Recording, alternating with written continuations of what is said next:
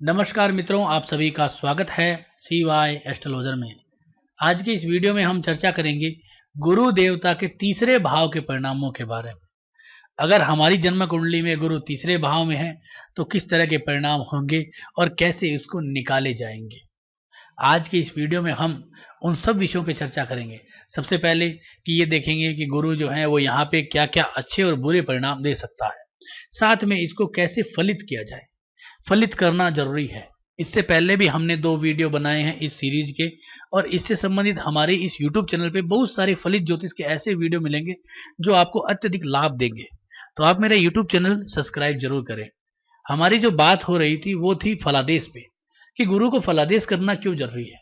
क्योंकि तीसरे भाव में जो गुरु है वो आपके मित्र के, आपके पड़ोसी के, किसी के भी हो सकता है, लेकिन उसमें राशि का परिवर्तन हो सकता है। जैसे यहाँ पे आप वीडियो में देख रहे हो, सिंह राशि है, आपके मित्र की यहाँ पे कर्क हो सकती है, तुला हो सकती है, मिथुन हो सकती है, तो परिणाम बदल जाएंगे।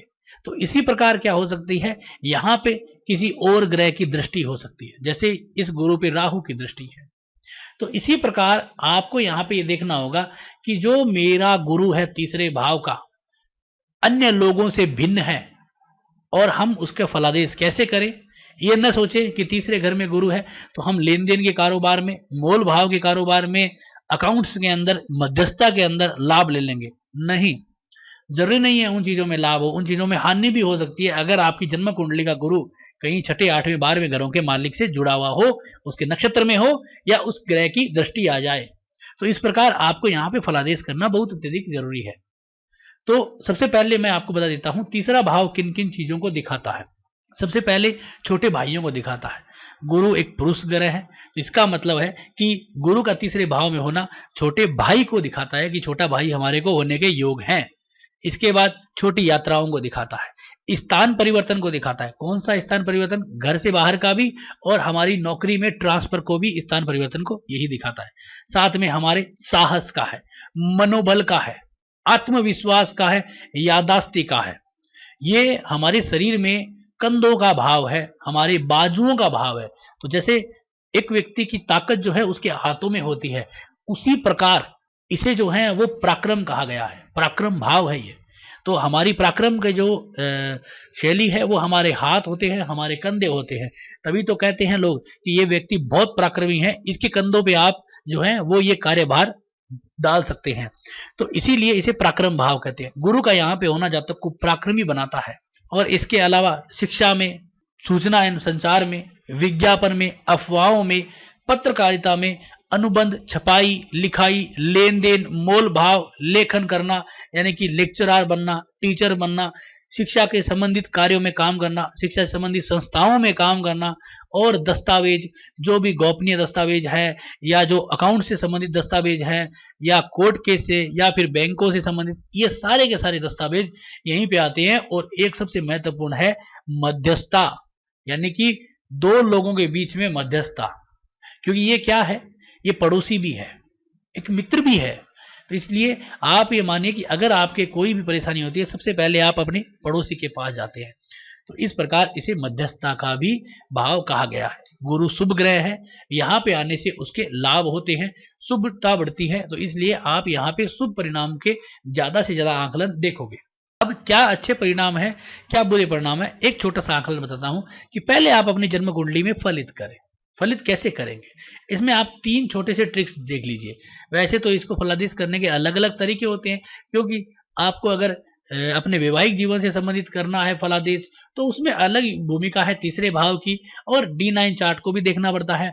अगर इसे जो है वो आपको देखना है भाई आपकी कर्म से संबंधित दशमांश के अकॉर्डिंग, तो आपको D10 चार्ट देखना पड़ता है। जैसे यहाँ पे D10 चार्ट है, और संतान से संबंधित देखना है तो D7 देखना पड़ता है, और छोटे भाई बहनों से संबंधित तो D3 चार्ट को भी देखना यहाँ पे पड़ता है। तो इस प्रकार आपको अलग अलग विषयों के हेतु अलग अलग तरीकों से देखना पड़ेगा। लेकिन फिर भी मैं आपको एक छोटा सा आकलन इसका बता देता हूँ, फलादेश करने का एक ट्रिक। सबसे पहले तो ये देखिए कि आप जो कुंडली देख रहे हो, इसके अंदर गुरु की योग कारकता क्या है, यानी कि इसमें इसकी भूमिका क्या है। ये मिथुन लगन की कुंडली है, आपकी कोई और लगन की कुंडली हो सकती है। तो हमने देखा कि गुरु इस कुंडली के अंदर सप्तमेश भी है और दशमेश भी है। सप्तमेश भी है और दशमेश भी है। यहाँ पे सप्तमेश मार्केश भी होता है और बादकेश भी होता है। ये द्विस्वभावीय ग्रह की कुंडली है, तो इसका मतलब है यहाँ पे सप्तमेश और बादकेश सप्तम भाव ही होगा। तो इसके हिसाब से गुरु यहाँ पे एक अशुभ ग्रह भी बन गया है और दशमेश है तो कर्म के क्षेत्र में शुभ भी है, लेकिन व्यक्ति विशेष के लिए एक शुभ ग्रह नहीं है। फिर भी हम ये कहेंगे कि बुध का लग्न है तो हम यहाँ पे इसे एक अशुभ ग्रह के तौर पे ही काउंट करेंगे। परंतु मेरा आकलन कहता है कि जो कर्म का भाव है वो हमेशा शुभ रहता है, क्योंकि बिना कर्म के कुछ नहीं है। अगर आप कर्म करोगे तभी लाभ है। तो हम यहाँ पे जो 10वें घर का मालिक गुरु है, इसको हम यहाँ पे समग्रह मान सकते हैं। हाँ, शुभ तो नहीं कह सकते, लेकिन हम इसे समग्रह की श्रेणी में भी रख सकते हैं। तो हमने देखा कि इस जन्म कुंडली में गुरु जो है वो दशमेश है और यहाँ पे तीसरे घर में बैठे हैं। इसका तात्पर्य ये होता है कि यहाँ पे शुभ है। दूसरा कि अपनी मित्र राशि में है तो यहाँ पे भी शुभ है। और इसका मालिक सूर्य जो है वो जन्म कुंडली के अंदर बैठा है 12वें घर में। यहाँ पे गुरु का जो है वो एक नेगेटिव पॉइंट है, क्योंकि गुरु यहाँ पे मार्केश भी था, बादकेश भी था और यहाँ पे 12वें घर से जुड़ा है। तो इसके अंदर ये हो गया कि अगर आपको गुरु के अच्छे परिणाम मिलेंगे तो ये मिलेंगे कि आपको अपना कर्म अपनी मातृभूमि से दूर जाके करना पड़ेगा, क्योंकि गुरु जिस राशि में है उसका मालिक 12वें घर में बैठा है। अगर आप अपने घर से दूर नहीं जाते हो तो आपको यहाँ पे नुकसान के योग रहेंगे, जिसमें कि वैवाहिक जीवन भी असफल हो सकता है और हेल्थ संबंधित भी इश्यू आपको आते रहेंगे। इसके पश्चात ये देखना है कि गुरु किस नक्षत्र में है। बहुत ही महत्वपूर्ण है ये चीज, गुरु किस नक्षत्र में है। गुरु यहाँ पे देखा आपने कि 15 डिग्री लियो, यानी कि ये सिंह राशि है। तो सिंह राशि में 3 नक्षत्र चलते हैं। सबसे पहला केतु का नक्षत्र, दूसरा शुक्र का नक्षत्र और तीसरा सूर्य का नक्षत्र। तो 15 डिग्री ये इसका मतलब है कि दूसरा नक्षत्र है। इसका मतलब पूर्व फाल्गुनी शुक्र का नक्षत्र। शुक्र जन्म कुंडली का जो है वो एक योग कारक ग्रह है, वो द्वादशेश भी है और पंचमेश भी है।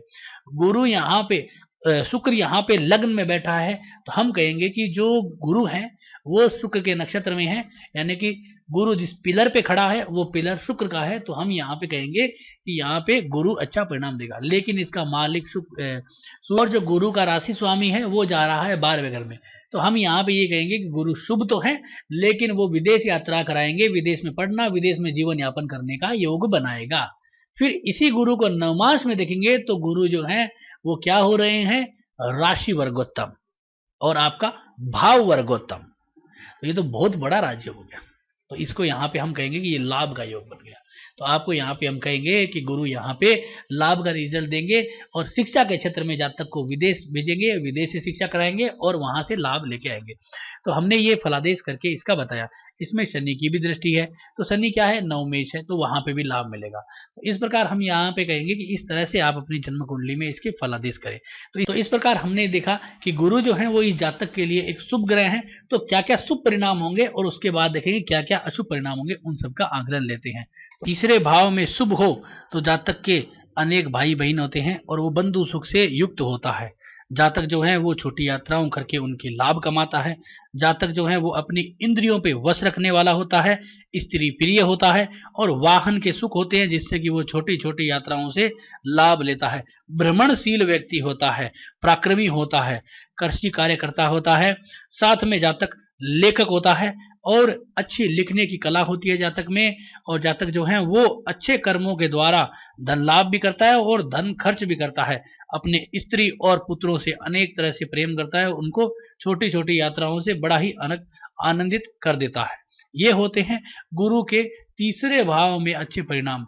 और यदि गुरु अशुभ है तो जातक जो है वो अपने छोटे भाई बहनों से हमेशा लड़ाई झगड़ा करता रहता है, पड़ोसियों से लड़ाई झगड़ा करता रहता है, बंधुओं का नाश करने वाला होता है।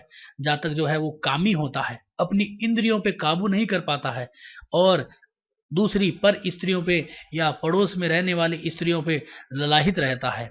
जातक जो है वो वाहन सुख से भी वंचित रह जाता है। और इसके अलावा अशुभ गुरु अपने पैतृक प्रॉपर्टी में भी वाद विवाद पैदा करता है। जातक जो है वो कमजोर हो जाता है, डरपोक होता है। जातक अनुचित कार्यों में धन खर्च करता है, जातक जो है वो मंदाकिनी रोग से ग्रसित हो जाता है। और तीसरे घर में गुरु बैठा हो, छठे आठवें भावों से जुड़ा हुआ हो और शत्रु राशि में हो, पाप ग्रहों से दृष्ट हो, तो आप ये समझिए कि छोटे भाई बहनों के लिए नुकसानदायक होगा। उनसे कभी उसकी जो है बनेगी नहीं, साथ में अपने पड़ोसियों से नहीं बनेगी, और जातक जो है वो उन भाइयों के लिए हमेशा ही अड़चने पैदा करेगा। और यदि मंगल से दृष्ट है और जन्म कुंडली में मंगल पीड़ित पड़ा है, तो वो अपने और अपने भाइयों के दोनों के जीवन में अत्यधिक अड़चने पैदा करेगा, साथ में संपत्ति विवाद को भी पैदा करेगा। इस तरह के शुभ और अशुभ परिणाम होते हैं तीसरे भाव के। आप अपनी जन्म कुंडली को फलादेश जरूर करें, क्योंकि उसके बाद भी ही आप फलादेशों पे पहुंच पाएंगे कि मेरी जन्म कुंडली का गुरु शुभ है या अशुभ है। अगर शुभ है तो अच्छे परिणाम ही मिलेंगे, अशुभ है तो अशुभ परिणाम मिलेंगे। जैसे मैंने आपको इस कुंडली में दिखाया था कि गुरु जो है वो शुभ था, आपके शुभ भी हो सकता है, अशुभ भी हो सकता है। तो इस प्रकार आप फलादेश करके देखें तो आपको अच्छे लाभ मिलेंगे। तो आज का ये जो वीडियो है आपको कैसा लगा जरूर बताएं। अच्छा लगा तो लाइक करें, शेयर करें, सब्सक्राइब करें। धन्यवाद दोस्तों।